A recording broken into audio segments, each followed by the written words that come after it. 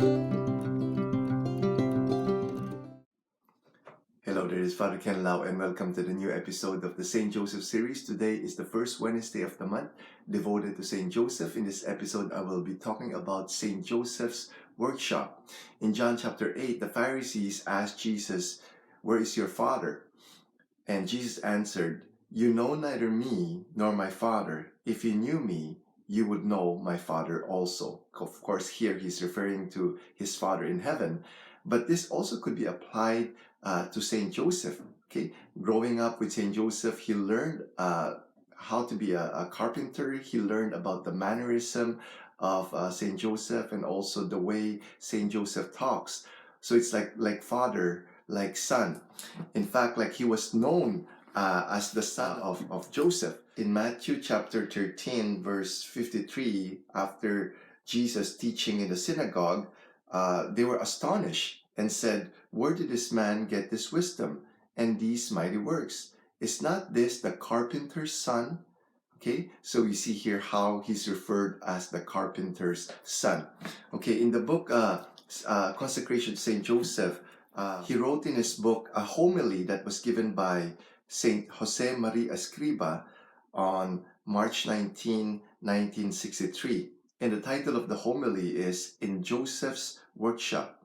So in the homily, Saint Jose Maria describes the wonderful relationship that Saint Joseph and Jesus had as father and son. So below is a section of that homily.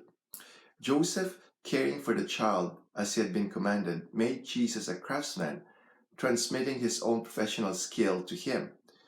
So the neighbors of Nazareth will call Jesus both the craftsman and the son of the craftsman.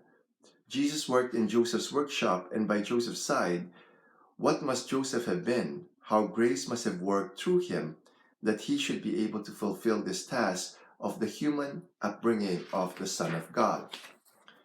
For Jesus must have resembled Joseph in his way of working, in the features of his character, in his way of speaking, Jesus' realism, his eyes for detail, the way he sat at the table and broke bread, his preference for using everyday situations to give doctrine.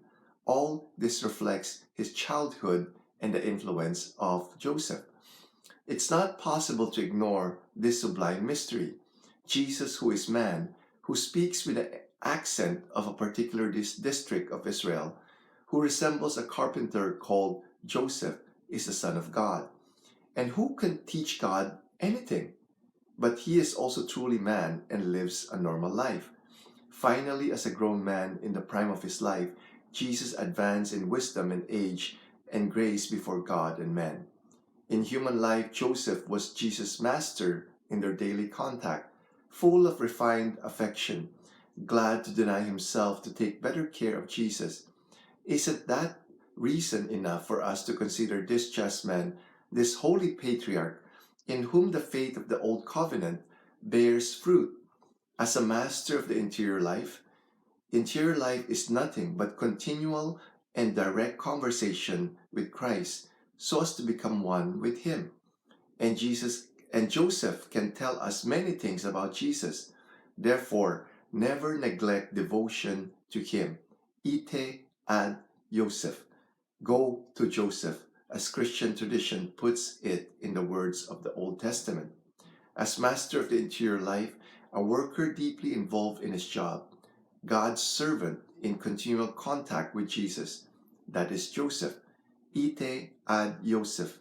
With Saint Joseph, the Christian learns what it means to belong to God and fully to assume one's place among men, sanctifying the world.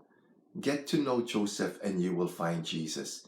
Talk to Joseph and you will find Mary, who always sheds peace about her in that attractive workshop in Nazareth. That's why I have a great devotion to Jesus, Mary, Joseph, and I always ask for their intercession, because if you go close to one, you will go close to the other two. Okay, that's why it says here, get to know Joseph and you will find Jesus. Talk to Joseph and you will find Mary. Okay, so I hope we grow in our devotion to Joseph. God bless. The living saint, Jesus, Mary, Joseph, we trust in you.